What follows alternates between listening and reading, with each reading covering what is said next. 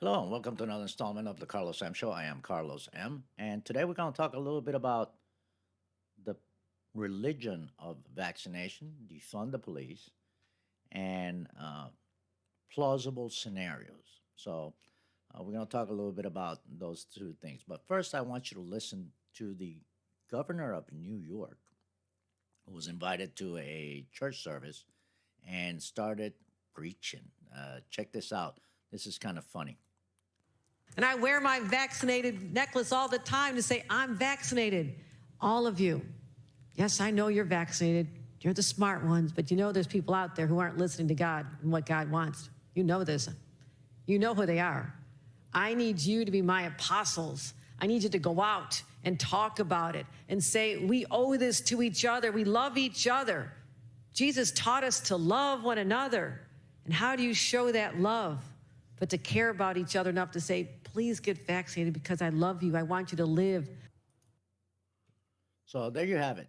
The governor of New York, unelected, just took over for the fallen governor of New York, Cuomo, and goes to a church service and starts to preach to the congregation that she wants them to be the apostles and that in order to show love, you must get vaccinated. You must put something in your body that you may or may not want in order to show love. First and foremost, shame on the church for allowing the politicization of their service. I think it's appalling from any church to invite politicians and let them push agendas. Church, temples, and mosques are for praying and not for politics, which kind of dovetails a little bit on my other subject, the defund the police movement. Where did it go? And it also goes into the plausible scenarios.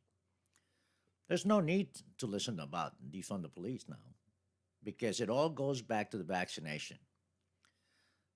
There's police departments that are firing, laying off, or suspending police officers and law enforcement, such as the Border Patrol is now going to require their agents to be vaccinated or face termination.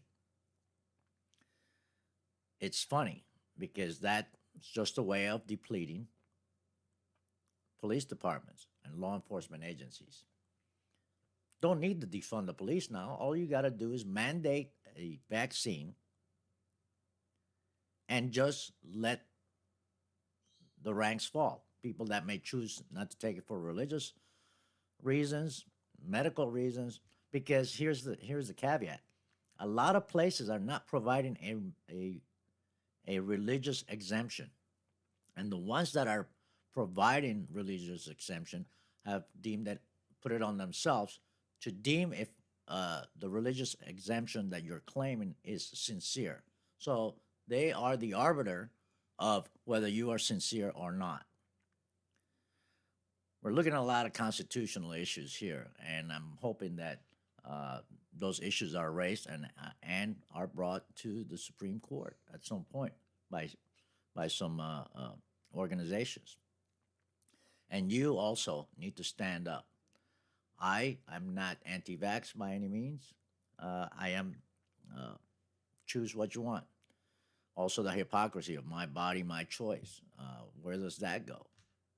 I want to choose what goes into my body, just like the pro-abortion people claim. You know, their body, their choice. I I don't care what you do. It's entirely up to you. You have free will, and you're the one that has to deal with your own conscience. So those are the issues that we're talking about. So think about that. Also, there are a lot of places are firing their healthcare workers, which at one point were the superheroes of this whole thing, and they exposed themselves for months, and even over a year. They were the heroes, the frontline workers. Now you're requiring them to take a vaccine that they may not want or face firing. And the other thing you got to ask yourself is healthcare professionals refusing to take the vaccine. Why is that? They may have a religious exemption, they may have a medical issue, or they may just be plain all skeptical. What happened to that? So these are things and points that I want you to think about. First, the hypocrisy from the politicians that are talking about uh, like going to churches and talk about politics in a place where there should be a place of worship. Number two, the way of federalizing healthcare. Because when they fire all these people, some states have said that they're going to call in. I think New York was one of them that we're going to say, well, we'll call in the National Guard health workers to fill in the gaps. What a better way to federalize healthcare systems than to go ahead and insert military personnel in there and defunding the police? Don't have to anymore. Just require them to take a vaccine. Some of them will stand on principle, some of them on religious grounds, but we won't let you have a religious exemption. And then this is the way we deplete our law enforcement,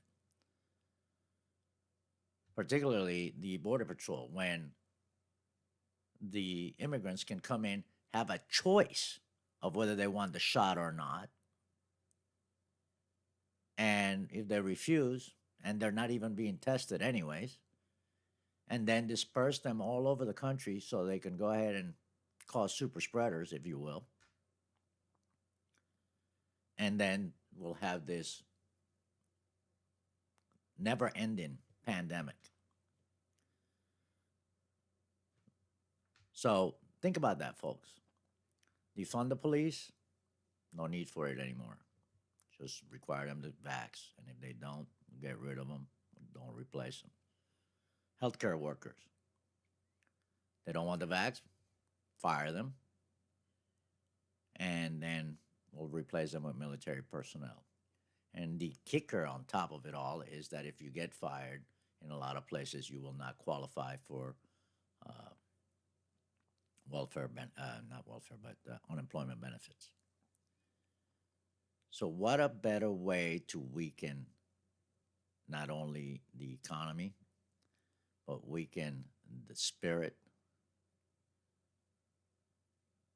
of the American people. They're trying to break you. They're trying to force government on you.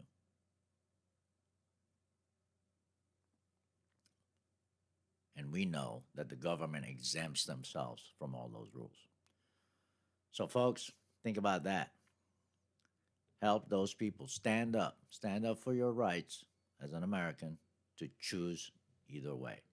Once again, this has been another installment of the Carlos M. Show. I am Carlos M. If you're going to work, please stay safe. If you're at home with your loved ones, please tell them you love them, because tomorrow is never promised. And may your God bless you. Take care.